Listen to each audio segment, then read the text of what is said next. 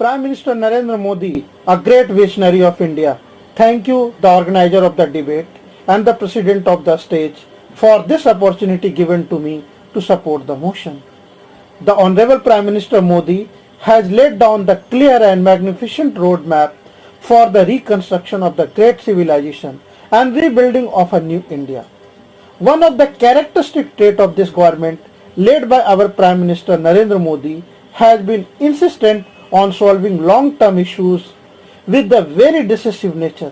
Friends, new India cannot be built without the healing the wound of the past, without addressing the issues that had confronted the nation from a very long time, and without bringing closure to a lot of pressing national issues which have drained the country's energy. And dear friends, it is to the credit of Prime Minister's vision and his decisive leadership that many issues of the past have been addressed and have been given a closure. So the Article 370. This issue was pending since the time of our independence, and the Prime Minister's leadership and his government decisiveness has put an end to this continuous separation, psychological, constitutional, legal, and most importantly emotional, that the people of Jammu and Kashmir as well as the mainland of India faced for the last 70 years. Article 370 was used as a wedge by Pakistan to further its vested interest in Kashmir and further Islamic terrorism in Jammu and Kashmir. But dear friends, with the abrogation of Article 370, a 70-year-old has been put to the rest and we have now moved on. In the same way, Triple Talaq, a long pending issue ensuring justice is given to young Muslim women, that was addressed decisively by Prime Minister Narendra Modi and his government. Friends, more than 500 years Hindu of the country wished that the injustice that was meted out to them 500 years ago, when the great Ram Mandir, which was in Ayodhya, which was desecrated and demolished by Babur, that has to be redone, rebuilt. People waited for 500 years, and in the last so many years people made continuous effort, legally, constitutionally, politically, spiritually, in the mass movement to rebuild the temple. But it took the Prime Minister and his decisive leadership to ensure that a big issue like this, a festering wound which had created so much of conflicts in the society, even that was addressed.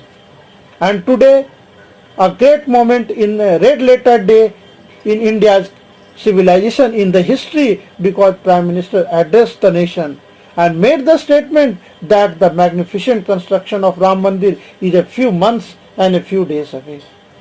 A big issue now has been closed. So in the same manner, whether it was the Bodoland issue, whether it was the issue of Brungyang, all these issues which was pending from a last 6 decades, from last 7 decades, and all have been given a closure. When the country was partitioned, friends, the issue of those people who stayed back in Pakistan and erstwhile East Pakistan was a very important issue that need to be addressed by the country. No government decided to take the issue head on. From Mahatma Gandhi to Jawaharlal Nehru, even to Manmohan Singh, demanded citizenship right to the Sikhs and the Hindus from Pakistan. All of them, irrespective of political parties, spoke in one tone and wanted justice to those refused. India, unable to bear the persecution, religious persecution in Pakistan. So it was the leadership of Prime Minister Narendra Modi and the decisive visionary leadership of Honorable Home Minister Amit Shah ji, which passed the historic Citizenship Amendment Act to ensure the persecuted religious minorities will be given a justice. Friends, what is extremely disappointing, what is extremely troubling is that opposition of the country, knowing fully well that the legislation, especially the Citizenship Amendment Act, has nothing whatsoever to do with the taking away the citizenship from anyone, has gone around the country indulging in campaign of lies and a campaign of slander misguiding the people of this country.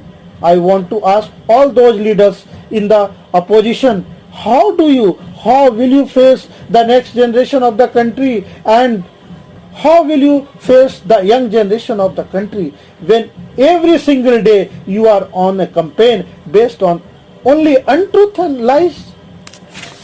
If the majority of this country is not vigilant, the patriotic Indians don't stand up to this, the days of Mughal Raj is coming back and revisiting Delhi is not very far away. People say the CA is an unconstitutional bill. My question to the opposition, Sonia, a 9-year-old girl belonging to Christian community, what she had to face? What she had to face? She was abducted and she was raped in Pakistan. All of 9-year-old. A Varsha, a 12-year-old Hindu girl, she was abducted, forcefully converted, and she was killed.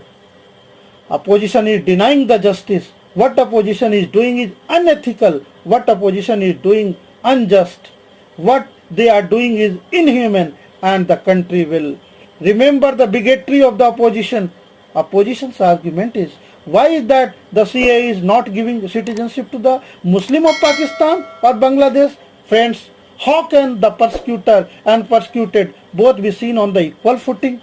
It will be the violation of Article 14 and the fundamental principle of equality. India will not be bystander watching it. India will be a leader. India will find its golden era once again. Friends, I would just want to conclude by congratulating Honorable Prime Minister and his leadership given to the country. Jai Hind, Vande Matram.